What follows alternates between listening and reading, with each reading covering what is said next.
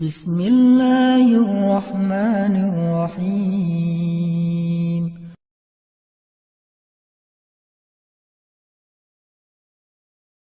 Assalamualaikum warahmatullahi wabarakatuh.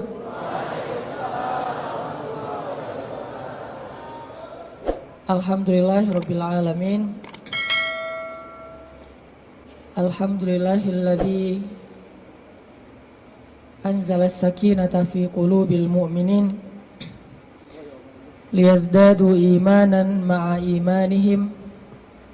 Asyhadu an la ilaha illallah wahdahu la syarikalah wa asyhadu anna Muhammadan abduhu wa rasuluhu la nabiyya ba'dah. Allahumma salli wa sallim wa barik ala sayyidina Muhammad wa ala alihi wa sahbihi wa man tabi'ahu ila yaumil qiyamah. Radina billahi rabba wa bi Muhammadin nabiyya wa bil islami dina. Rabbi syrah li sadri wa yassir li amri wa hlul 'uqdatan min lisani yafqahu qawli. Sehat teman-teman semuanya?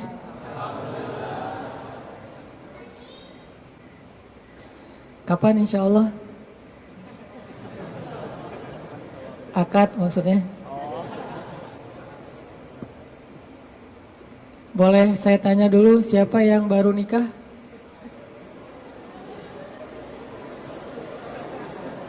Siapa yang baru mau nikah? Baru mau. Wah, banyak di belakang ternyata. Di depan gak ada yang mau. Siapa yang udah lama pengen nikah?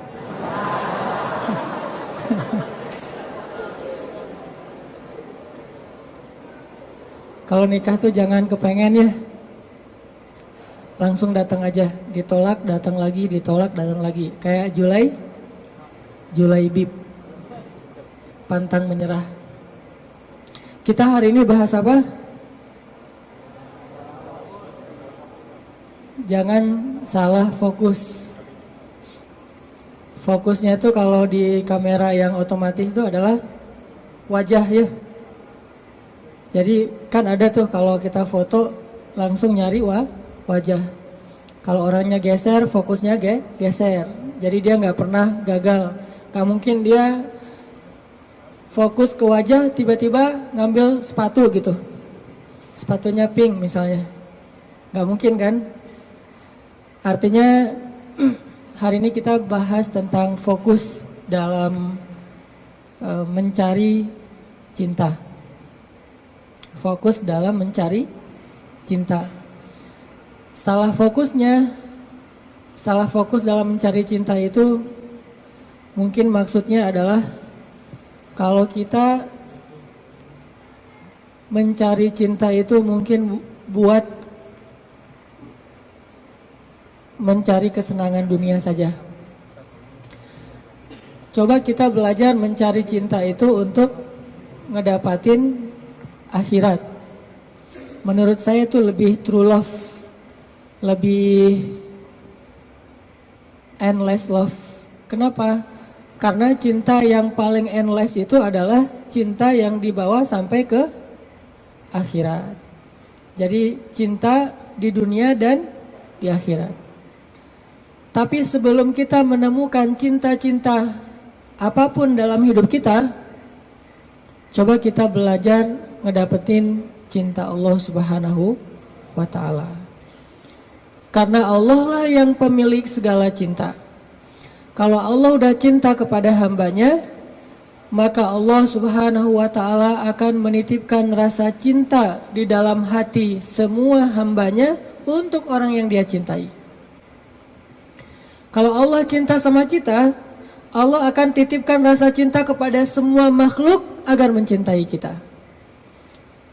Tapi kalau Allah nggak cinta kepada seseorang, Allah cabut rasa cinta dari semua makhluk, sehingga nggak ada yang mencintai kita kecuali karena hawa nafsu. Jadi kalau kita pengen ngedapetin cinta sejati, cintailah dulu dan raih pula cinta pemilik hati, yaitu Allah Subhanahu wa ta'ala. Jadi hari ini kita akan coba bahas tentang jangan salah fokus dalam mencari cinta. Oke, saya akan angkat kisah cinta Nabi Musa alaihissalam. Ada di surat apa teman-teman? Kisah cinta Nabi Musa. Nabi Musa pernah jatuh cinta? Pernah, kepada istrinya.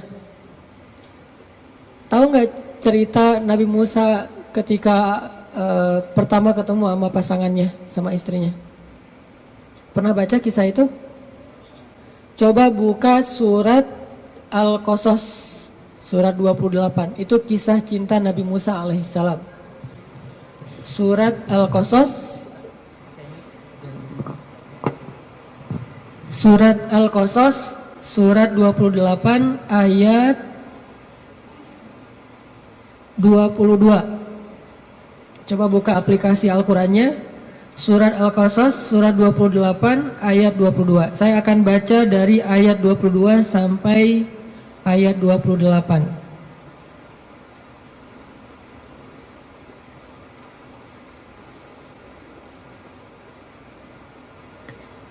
Surat Al-Qasas ayat 22 sampai 28. A'udzu billahi minasy syaithanir rajim. Bismillahirrahmanirrahim. Walamma tawajjaha tilqa'a Madyana qala 'asa rabbi an yahdiyani عسى ربي أن يهديني سواء السبيل ولما ورد ماء مدين وجد عليه أمة من الناس يسقون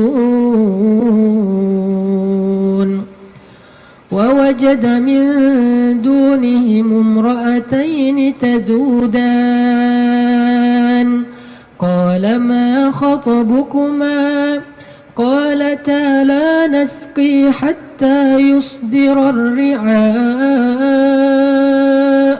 وأبونا شيخ كبير فسقى لهما ثم تولى إلى الظل فقال رب إني لما أنزلت إلي من خير فقير فجاءته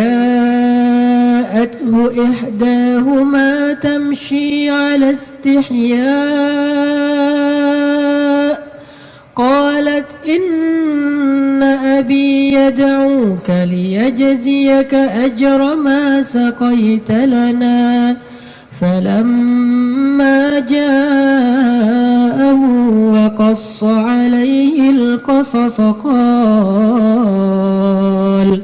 قال لا تخف نجوت من القوم الظالمين قالت إحداهما يا أبت استأجره إن خير من استأجرت القوي الأمين قال إني أريد أن أنكحك إحدى ابنتي هاتين على أن تأجرني 8 حجج فإن أتممت 10 فمن عندك وما أريد أن أشق عليك ستجدني إن شاء الله من الصالحين قال ذلك بيني وبينك أيما الأجلين قضيت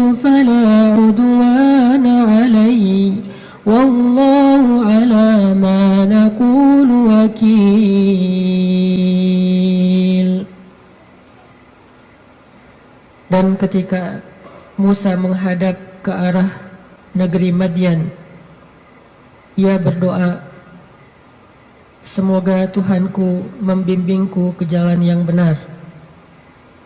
Lalu saat ia sampai di sebuah sumber air di negeri Madian itu, ia menjumpai di sana sekumpulan orang yang sedang memberi minum kepada ternaknya. Dan ia melihat di belakang orang banyak itu dua perempuan yang sedang menambat ternak mereka. Musa bertanya, apa yang kalian butuhkan? Kedua perempuan itu menjawab, kami tidak dapat memberi minuman ternak kami sebelum penggembala-penggembala itu memulangkan ternak mereka. Sedangkan ayah kami adalah orang tua yang sudah lanjut usianya. Lalu Musa menolong mereka dengan memberi minuman ternak itu. Kemudian dia kembali ke tempat teduh lalu berdoa, ya Tuhanku, sesungguhnya aku sangat membutuhkan suatu kebaikan yang turun darimu kepadaku. Tidak lama kemudian datanglah kepada Musa salah seorang dari dua perempuan tadi, berjalan dalam keadaan malu-malu. Ia berkata, sesungguhnya ayahku memanggil engkau agar ia memberikan hadiah terhadap kebaikanmu dengan memberi minuman ternak kami tadi. Maka tatkala Musa bertemu dengan ayah perempuan itu dan menceritakan kepadanya cerita tentang dirinya, laki-laki itu berkata, janganlah kamu khawatir, kamu telah selamat dari orang-orang yang zalim itu atau Fir'aun. Lalu salah seorang dari kedua perempuan itu berkata, wahai ayahku, ambillah ia sebagai pekerja kepada kita. Sesungguhnya orang yang paling baik yang engkau ambil sebagai pekerja adalah orang yang kuat lagi dapat dipercaya. Berkatalah laki-laki itu, sesungguhnya aku ingin menikahkan kamu dengan salah seorang dari putriku, dengan dasar bahwa kamu bekerja kepadaku selama 8 tahun. Dan jika kamu cukupkan 10 tahun, maka itu adalah satu kebaikan darimu. Maka aku tidak hendak memberati kamu, dan kamu insya Allah akan mendapatiku termasuk orang-orang yang baik. Musa berkata, baiklah, itulah perjanjian antara aku dengan engkau. Yang mana saja dari kedua waktu yang ditentukan itu aku sempurnakan, maka tidak ada tuntutan tambahan atas diriku lagi. Dan Allah adalah saksi atas apa yang kita ucapkan. Shadaqallahul azim. Teman-teman yang dirahmati Allah Subhanahu wa taala, itulah kisah, salah satu penggalan kisah dari kisah Nabi Musa yang sangat panjang di dalam Al-Quran. Nanti kita bisa melihat bagaimana Nabi Musa tetap fokus kepada cita-citanya, tetap fokus kepada keinginannya, tetap fokus kepada himmah, azam, apa yang selama ini dicari oleh Nabi Musa alaihissalam. Walaupun adegan hidupnya berubah-ubah. Karena manusia itu menjalani hidup dengan adegan yang kadang-kadang kita tidak menduga. Saya merasa bahwa hidup saya itu penuh dengan kejutan dari Allah. Saya orang Aceh asli, anak dari orang tua yang mungkin bukan orang kaya, tapi tiba-tiba Allah mentakdirkan saya kuliah di Mesir. Lalu pulang dari Mesir saya tinggal di Bandung. Sampai hari ini banyak adegan dalam hidup kita itu, banyak hal yang kita nggak pernah menduga. Adegan hidup bisa berubah, tetapi azam harus tetap ada di dalam diri kita, di dalam hati kita.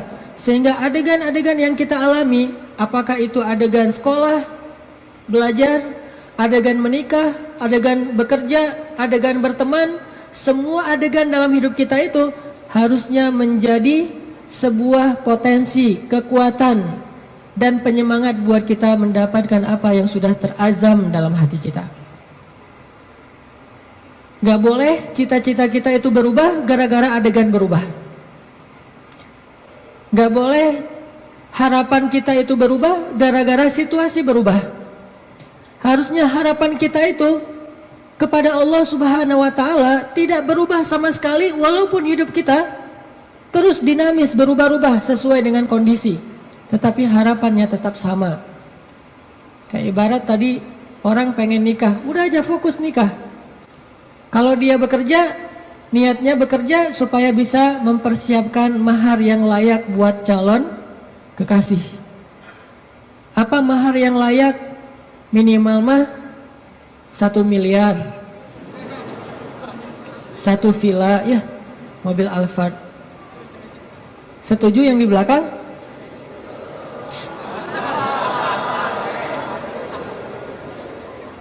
Kalau nggak sampai segitu pun minimal 1 motor, rumah kontrakan, sama pendapatan yang cukup untuk kita berdua.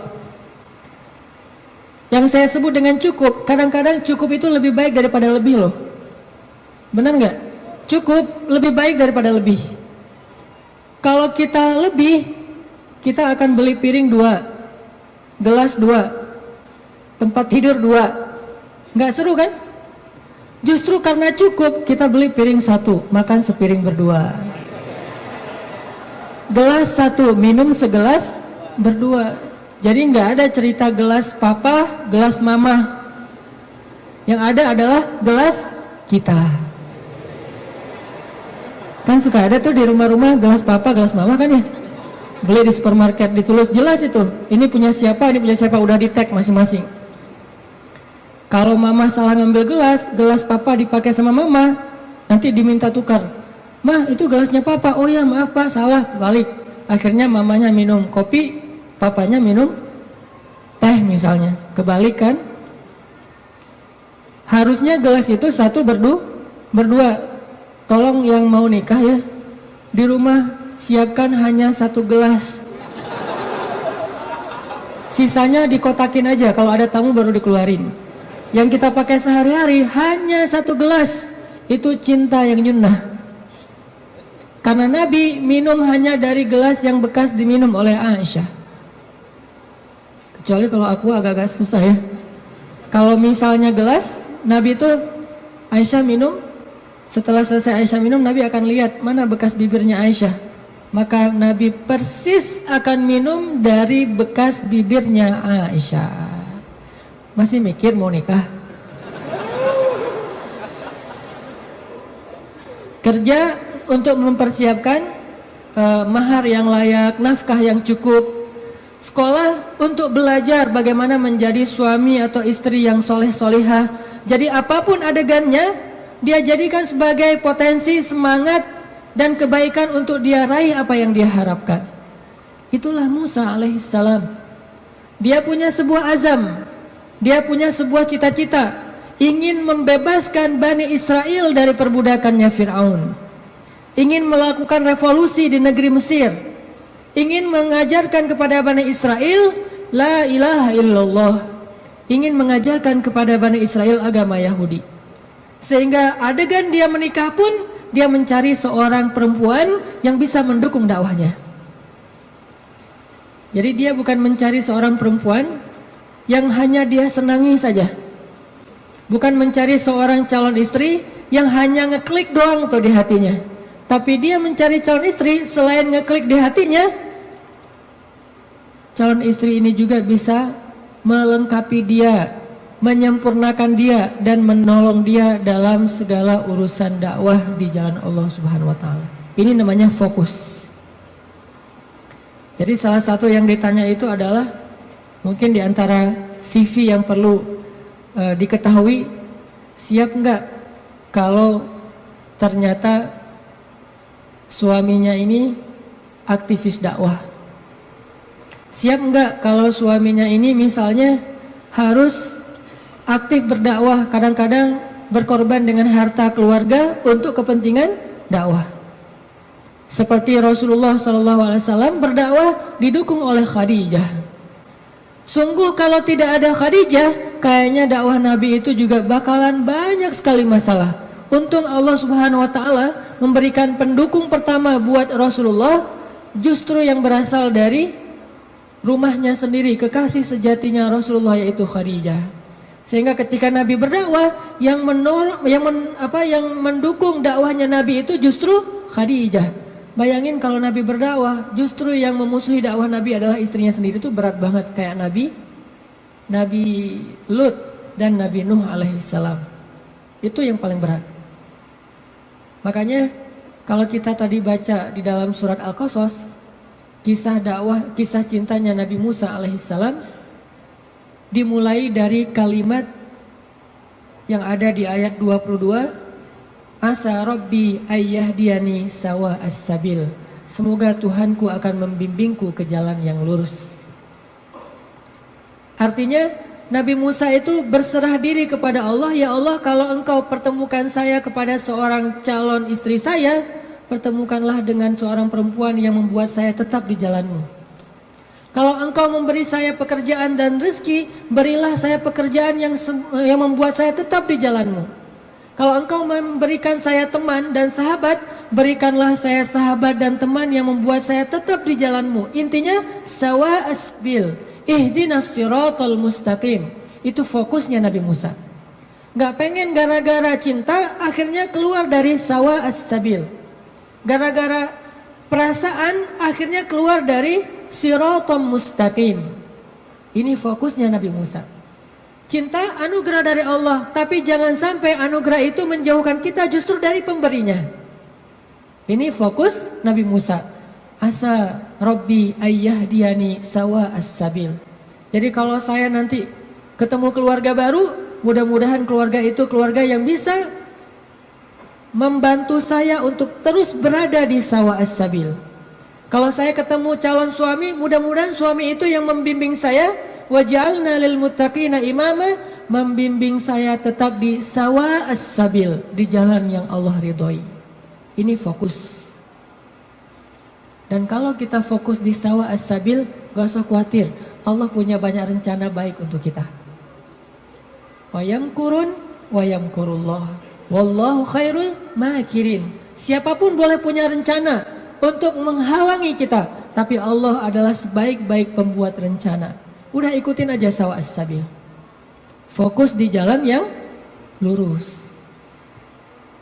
Sawa itu bahasa lainnya istiwa. Atau dalam bahasa Arab kadang-kadang orang Arab suka nyebut dengan istilah khatul istiwa. Terus jadi bahasa Indonesia katulistiwa.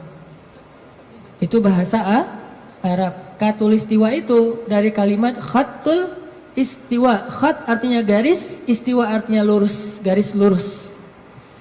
Katulis, karena kita nggak bisa bilang kha jadinya ka. Khadijah jadinya Khadijah. Sama kayak misalnya orang Sunda nggak bisa bilang ain jadinya e. Ketika Nabi SAW manggil Aisyah, panggilan Aisyah siapa? Aish. Sampai di Sunda jadinya Eis. Itu bahasa Arab. Aish jadinya Eis. Jadi Eis itu aslinya Eisah. Aisyah. Tetaplah di sawa as-sabil, tetaplah di jalan Allah yang lurus. Nggak usah berbelok, nggak usah keluar dari garis itu. Kalau udah terlanjur keluar, buru-buru balik. Karena Allah cuma memberikan jaminan kebaikan bagi orang yang tetap berada di sawa as-sabil. Kalau dia keluar dari situ, Allah sudah tidak menjamin apapun. Kalau kita pengen hidup kita dijamin sama Allah, nggak bakalan kecewa, dikasih banyak kejutan, surprise yang luar biasa. Gampang sebetulnya caranya, tetaplah di sawa as-sabil, nggak usah melenceng. Kalau kita udah tetap di sawa as-sabil, tunggu aja, terus berjalan di setiap beberapa titik, nanti kita akan temukan Allah menyediakan surprise buat kita sebagaimana Allah sediakan untuk Musa alaihissalam.